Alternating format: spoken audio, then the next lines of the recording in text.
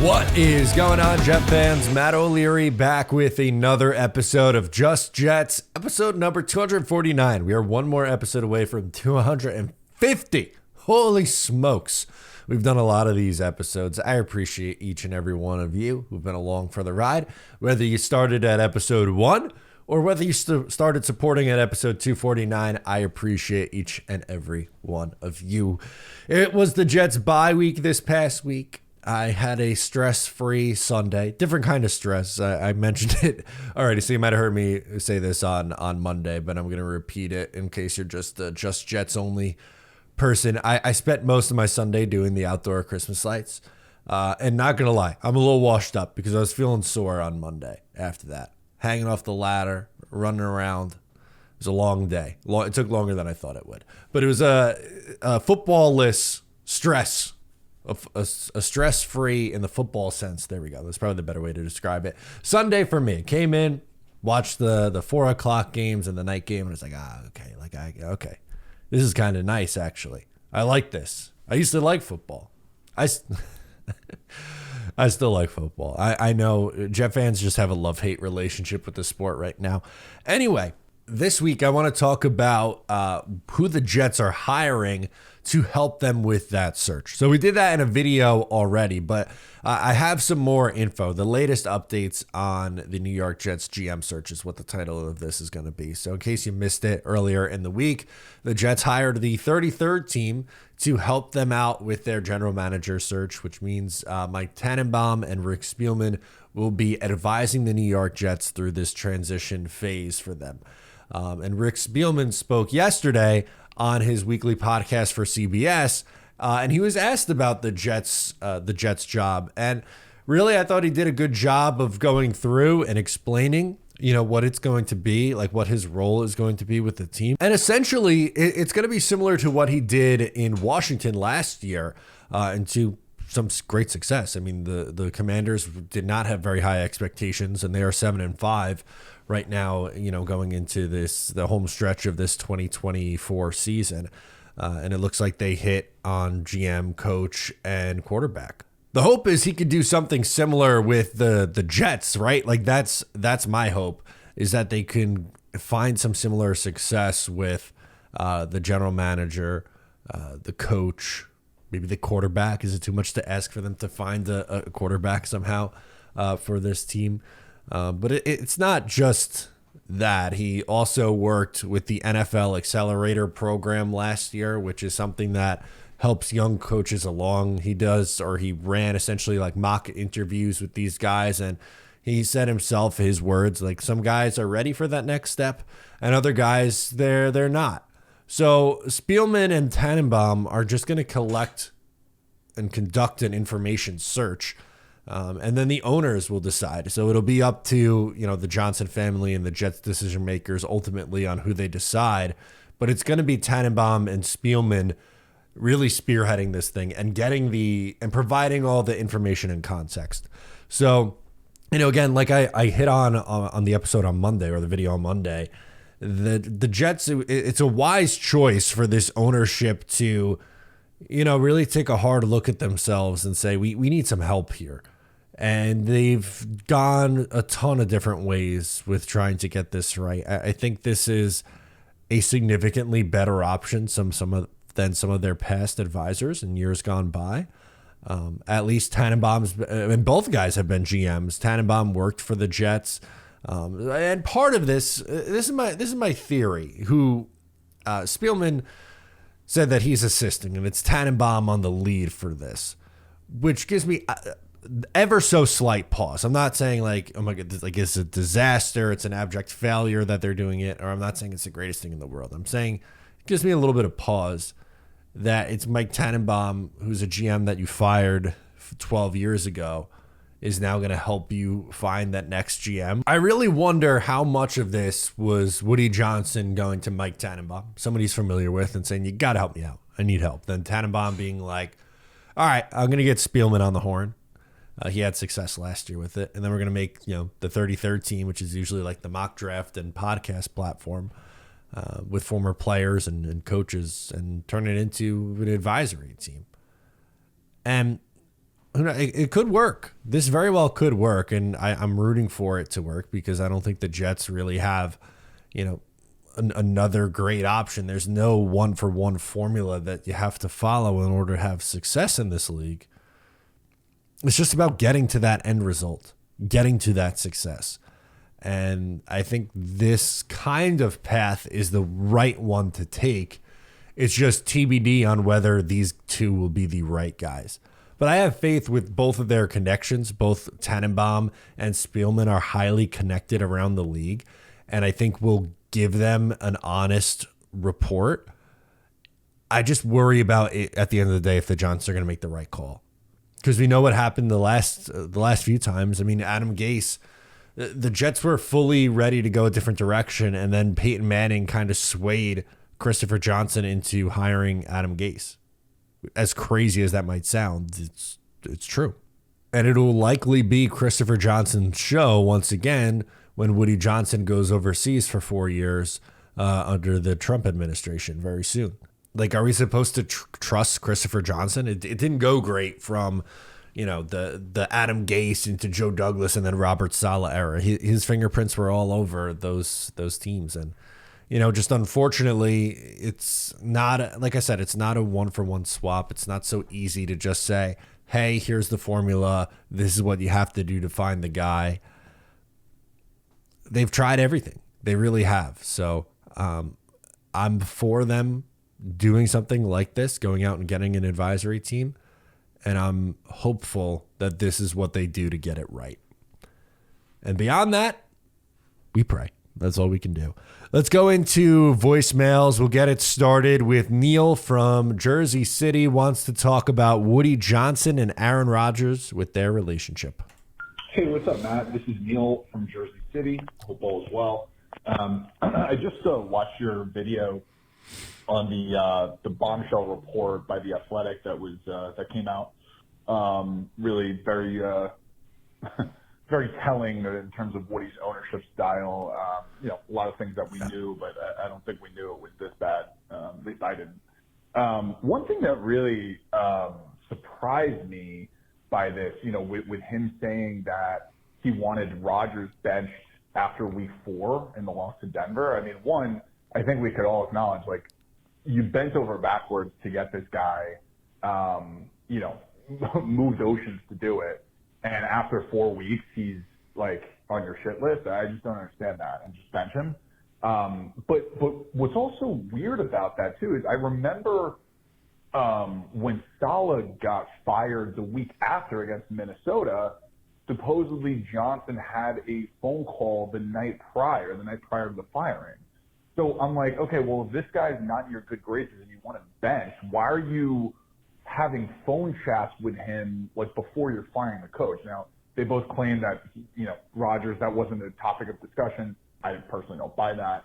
The whole thing's just weird, and I think speaks to Johnson's character, or maybe lack thereof. I don't know. At any rate, that's my thoughts. Curious to what yours are. Thanks.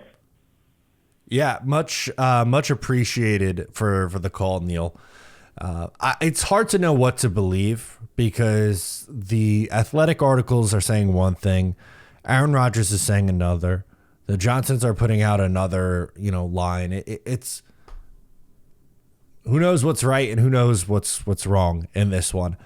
That part of the equation is challenging, right?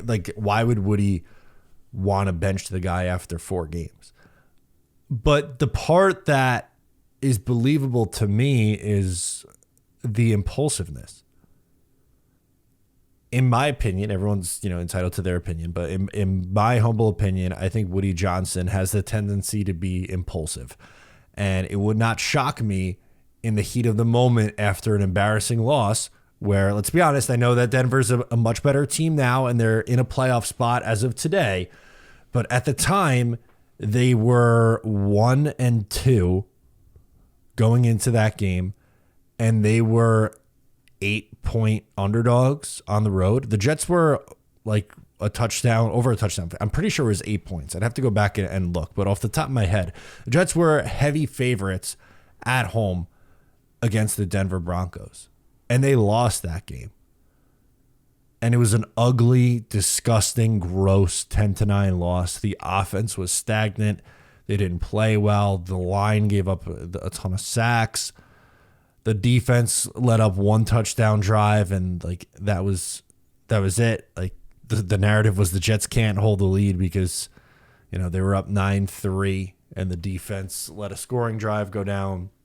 And, you know, whoever you want to blame it, that's almost 2 months ago now. But the moral of the story is it would not shock me if after a performance like that the Jets gave, that Woody Johnson would be like, something's got to give. Something has to give. And I'm sure he was talked out of it, which clearly he was, as Rodgers has continued to play. But what he gives me, the vibes he gives me is like he's shooting from the hip. And, you know, it's going to get nuts.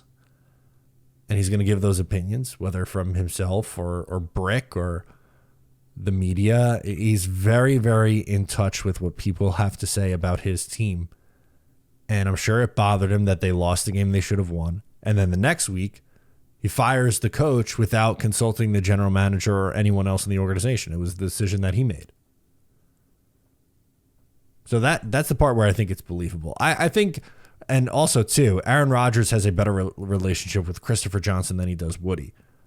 So that might actually bode well for those who want Rodgers back next year, or for Aaron Rodgers, that he'll have a place to go if Christopher Johnson is here, because I think his relationship's a little bit better with Christopher.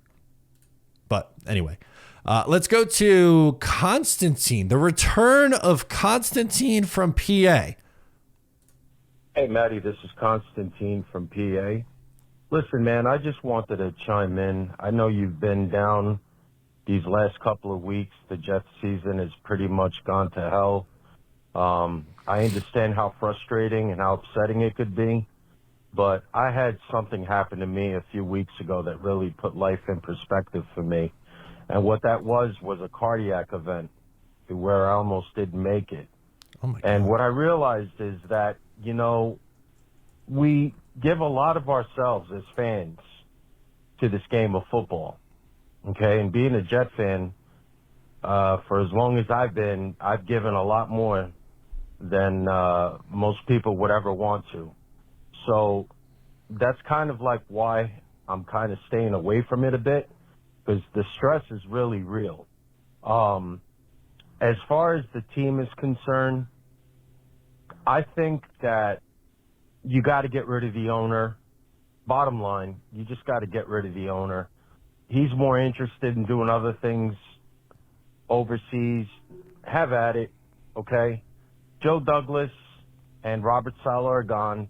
You got an opportunity now to rebuild this team. We're probably going to get a high draft pick because, let's face it, the record's garbage. And we could probably get a good quarterback if we pick a right quarterback, if we have the right people picking it. But my main thing is that I just don't feel like this NFL is what it used to be. And I don't know if some of the fellas agree with me or not. I'd like them to chime in the future. But there's just too many things that have happened in the NFL that have really kind of rubbed me the wrong way. As far as doing what you do, I respect what you do. I know right now is a tough time for you. I know a lot of the Jet fans are frustrated and upset. They have every right to be, because we are some of the most dedicated people on the planet. And I would put that up against any team's fans. My main thing is just keep things in a proper perspective. You know, tell the people you love them, you love them. Wake up every day with new opportunities and ways to tackle them, because you never know if your next day is going to be your last. And I'm probably going to get cut off any second, so I just wanted to let you know that I haven't fully given up on everything, but I have kind of taken a seat back, and it's been very good for me as far as my state of mind. So when you get upset, just take a minute, do what you got to do. To all the Jet fans out there, I miss you guys. I will be chiming in from time to time, and go Jets. Well, Constantine, I'm glad to hear that you're doing okay. That's scary. I'm sorry you had to go through that. But again, like I said, I'm glad that you're doing all right, and I really like that message. You're right. Like sometimes we take the little things for granted, and I know for myself, I have to do a better job of not doing that. The stress of life getting in the way and not being able to enjoy the little things until maybe it's too late. Like I said, I'm glad you're doing well, Constantine. Glad to hear that you'll be calling back in and checking in with us throughout the, if something comes up Jets wise. It hasn't been a very good season for the New York Jets, but something that's helped me is this show and getting to do YouTube content and just, living out my dream every single day. Yeah, it's, for me, I would love to cover a good football team. Love to. I hate that the Jets are bad. I don't want to do videos right now about a GM search. I'd rather be, talking about a big game and how the Jets are, fighting for playoff positioning or, whatever. But that's not the reality. But still, every single day I get to wake up and I am incredibly, incredibly blessed that I get to do something that I love doing, which is create content and create videos about my favorite football team. That's what I dreamed of for the last close to 15 years, probably. Probably longer, but as soon as I was old enough to realize I wasn't going to be a professional baseball player, I was a baseball player growing up and okay one at that. I was like, I want to do something in sports. And I went to school for originally journalism, and I really fell in love with the radio station. And I had a great mentor there who ended up helping me see that I wanted to get more in the broadcast side. I did a radio show for all 4 years, and that's how this YouTube channel was launched. I didn't want to lose the platform of doing, a radio show every week, so I was going to just kind of move it to YouTube. And then the Jets videos picked off and picked up, and 5 years, 6 years later, this is what I do every day. It's awesome. Constantine, glad to hear from you. Let's go to Travis from Ohio up next, and he wants to talk about the power of Tuesdays. Hey, Matt. What's up, dude? Travis from Ohio. Hey, buddy. At least we didn't lose any games on the field. I mean, I'm sure we've lost dignity and a little bit. Ate some humble pie from all the freaking reports coming out about Douglas and Woody. And you can't spell Woody without 2 zeros, that's for sure. That's a good one. I was wondering what you thought the next couple Tuesday bombshells were going to be. Because apparently that's when they throw haymakers, because we can't win games. So Tuesday becomes how we're the national talking point of football, despite being a 3-win team. Like, talk about winning the off season. Like, usually it's just the free agency market. They're controlling the narrative every Tuesday. Fired Sala on Tuesday. Douglas Tuesday. Re-sign Reddick Tuesday. Aaron Rodgers Tuesdays. Literally, this is the story of our life. So, and because it ain't on the field. Anywho, just wondering if you could look in the crystal ball or shake a magic 8 ball and see what the next couple of Tuesdays are going to provide. That's all I got. I have no clue. It's a freaking jungle. We're just animals in the circus. So, anyway, love you. Go stupid Jets, I guess. Bye. Yeah, I appreciate it. It was a relatively quiet one yesterday. The only thing we got was Rodgers going on McAfee and basically denying everything. He's like, no, I want to play in 25, and I want it to be for the Jets. And maybe that's true. Maybe it is. You know what? I bet we find out on a Tuesday in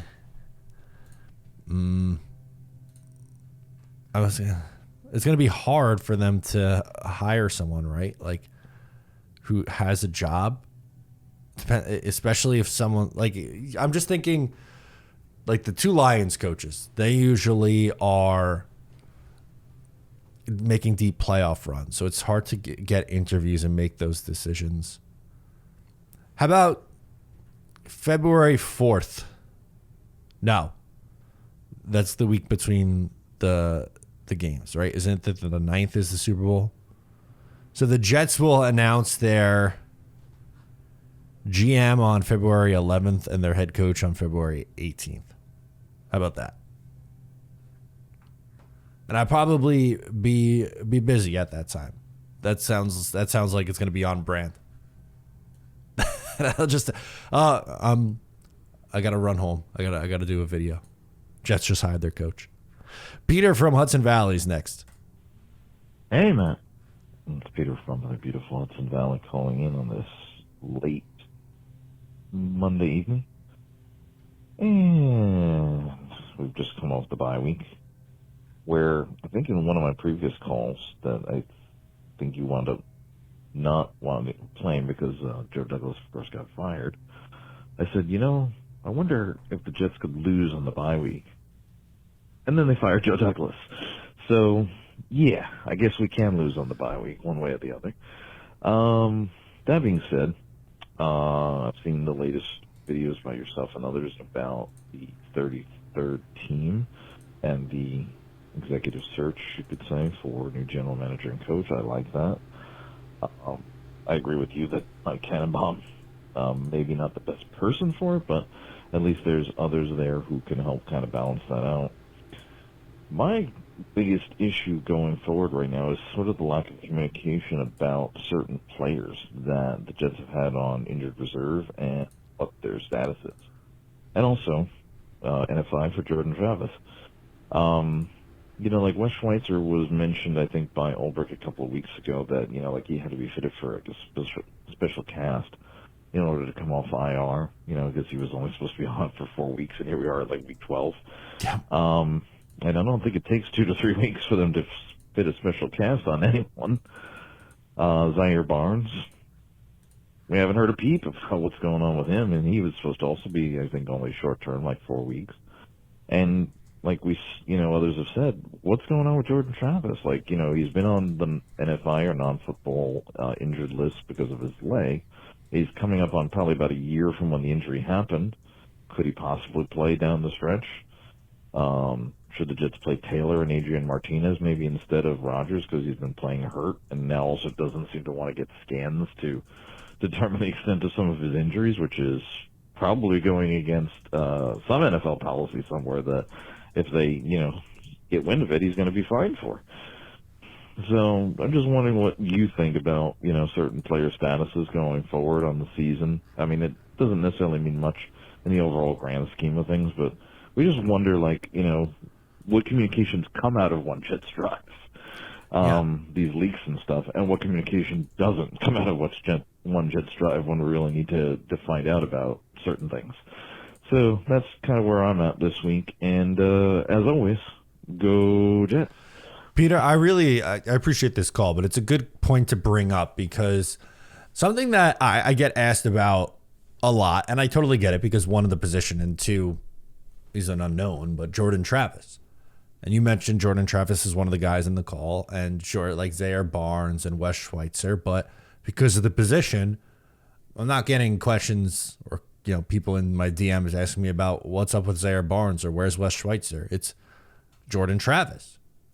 And I wish I had an answer for you, but I don't. Like that's the point. The point that Travis was making there is we have no Peter was making was we have no idea, not a clue. He hasn't had a practice with the Jets yet. He has not taken snaps and played with the New York Jets yet. So you get some people, anytime I bring up even just the idea of the Jets looking at a quarterback in the draft, you get, well, what about Jordan Travis? I don't know. What about him? Like I haven't seen him. We haven't seen him in a year. Does he exist? I don't know. I have no idea.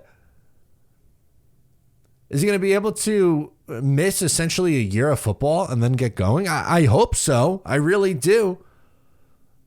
And yeah, he would have been drafted higher if not for the injury. But we're talking like third round guy. We're not talking like he's a top 10. He would have been a top 10 pick in last year's draft class. In that quarterback draft class, absolutely not. There's some things that he does that I like. I'm not going to lie to you and say that, I think he's awful and he wasn't worth the flyer. I just want to see the guy. Can he play in a preseason game before we go like, yeah, let's turn the keys over to him in 2025? I don't know. I have no idea what he is at this level. And I wish we got to see him at some point this year to just kind of know where we stand there. Is it a lost cause? Is he salvageable? Can he play? Has he learned anything from Aaron Rodgers? How come we have no updates on that? Peter's really asking all the right questions. I wish I knew. I genuinely wish I knew the answer to that. But the irony is we find out, we get to learn that Woody Johnson showed up to practice last week on Tuesday, or showed up to I guess it was, right? Showed up last Tuesday in a helicopter and fired Joe Douglas. Like that we know, that Woody Johnson landed the helicopter while practice is going on, and then Joe Douglas gets canned. But we have no idea when Jordan Travis is or is not going to play. It's crazy. Let's close out with PG from Long Island. Hello, Matt O'Leary. PG from Long Island here. Thank you very much for taking my call. Of course. We have a lot to talk about here for the rest of the season and, of course, the off season, but unfortunately it's not the news we hoped that we would be talking about or thinking we would be talking about. I want to talk about Joe Douglas and Woody Johnson. Yes, I've been a big supporter of Joe Douglas. I think he made some really tremendous trades early in his tenure. Obviously, 2022 draft. But let's face it, he's 0 for 2 in quarterbacks if you include Aaron Rodgers. He's 0 for 1 for the coach. He's 0 for 1 for offensive tackle. Hopefully it'll become 1-1 soon, but at this point, that's unknown. And when you're missing those key positions and you are 30 or 64 in your career, you're going to get fired. And, as much as I like him, has potential, I agree with that. But I want to talk about my biggest disappointment with Joe Douglas is based on what I've seen lately and the article in The Athletic, it seems like he had an inability to stand up to the owner, to Woody Johnson. And, when Saleh got fired without him even being notified, much less consulted, I was like, in retrospect, why didn't he just resign then? He's a figurehead. It's easy for me to say he's making $3 million a year, so even a half a year salary is a big nut. So, yeah, there's that. But my question to you, Matt, is this standard for leagues? I know that the owners have the final say, but is it often where these owners get, step on their general managers, show really what I consider disrespect, and just take them out of the picture and do what they want to do? I don't know if that's standard. Maybe it's because the Jets have been so bad for so long and Woody needs to step in. But anyway, those are my thoughts. I'm disappointed in Joe not standing up, but maybe that's me being a little naive. Anyway, as always, Matt O'Leary, get your thoughts on that, and go Jets. It's definitely not normal. Although you can't, and I'm not saying this is what you were doing, by the way, but it's unfair to characterize the entire Joe Douglas era as Woody Johnson was controlling and pulling the strings, because apparently it didn't really come into play until after 2022, when at that point he already was the GM for 4 years and already hired a coach, and that coach already had 2 years. And that to me felt like the beginning of the end. So if he felt like he needed to get involved after 2022, And they probably should have just fired Joe Douglas and Robert Saleh after 2022. Right? Isn't that what it tells you? But instead, I think Woody Johnson handled it wrong. He was like, let me get involved now, and I'm going to do my thing. And we don't know whose decision it was to go after Rodgers or, to do everything after that. That's still very much so up in the air, I would say. But you hit on in the beginning of your call, I think the biggest reason why he didn't have success, Joe Douglas, was because of the misses in really key spots. People are saying now, after the fact that, Becton's not a miss because he's having success in Philly. Well, he's playing at guard next to maybe the best right tackle in the NFL on one of the best offensive lines in the NFL. And apparently, he only wanted to play left tackle here, but is willing to play guard there. He didn't have success for you here. And yeah, injuries played a factor, but there was an obvious decision that could have been made on someone who was still on the board, who was the better prospect that he passed over, and that better prospect is a perennial All-Pro in Tristan Wirfs. You missed on Zach Wilson, and you missed on hiring Robert Saleh. It's hard to come back from missing on the head coach, quarterback, and left tackle. I'm happy that you're able to find, interior pass rusher / edge John Franklin Myers and Quincy Williams on the scrap heap, and find these UDFAs on the defensive side of the ball. And yeah, he did do some good things here. I'm not going to lie to you and say Joe Douglas did zero good. That's not true, nor is it fair. But when you miss on very, very, very important pieces to the puzzle, then that's why you go 30-64 or 34-60, whatever the hell it was, right? He had 94 games and won at a 319 win percentage. It's unfortunately not good enough, and I hope whoever comes in next has a little bit more autonomy and just has some success at the beginning so that we don't have to deal with this. Guys, thank you so much for tuning in. I hope you have a safe, healthy, and happy Thanksgiving with you, your friends, and family. That'll do it for me on this episode this week. I'm Matt, and I'll catch you next time.